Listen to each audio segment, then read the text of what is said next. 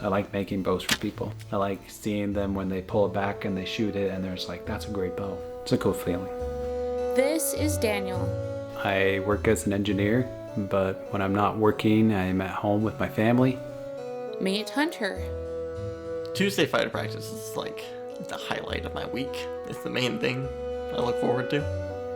The truth is, both Daniel and Hunter also live alternate realities as sword fighters in the Society for Creative Anachronism. My persona is a Dutchman from the mid to late 1500s. His name is Dirk the Jaeger. I'm an Englishman who has learned the art of Italian sword fighting and then returned back to England, and there was also under the apprenticeship of a bowmaker or a bowyer. The SCA is a community of people who get together to recreate the martial arts, sciences, arts and crafts, food, and everything from the medieval to Renaissance era.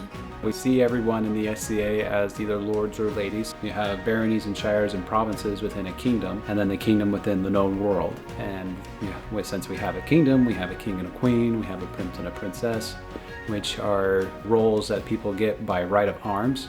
Drayden is a bowyer who has made bows for some of the top archers in the Artemisia kingdom. Dirk de Jaeger became Drayden's first bowyer apprentice.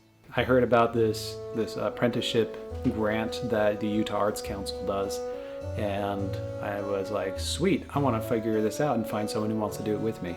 Daniel made bows. People were telling me about that. I was like, wait a minute, that's a thing I can do? I want to do it. We got to make his full-size U-bow later for the project, and that thing was a beast. It's a wonderful bow.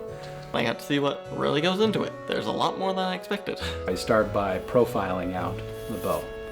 I draw that out and I either cut it with my carving tools or I use a bandsaw to quickly rip through that and cut it down close to the marks that I wanted. And then that's where you have a bow stave. And a bow stave is generically looks like a bow-ish, looks more like a stick. And you have to then carve it and shape it for the limbs to be able to bend evenly or the way that you want them to bend on both sides. And as I'm doing that, I keep checking so that it gets to a point where the bow is bending evenly. Usually by the time you get a perfect tiller, the bow is done. Sword fighting and bow making may be skills that are hundreds of years old, but Drayden and Dirk have found, through bow making, other life lessons that are timeless. Patience and adaptability. We didn't intend to spend an entire day steaming. That's what it turned into. We had to be ready for that.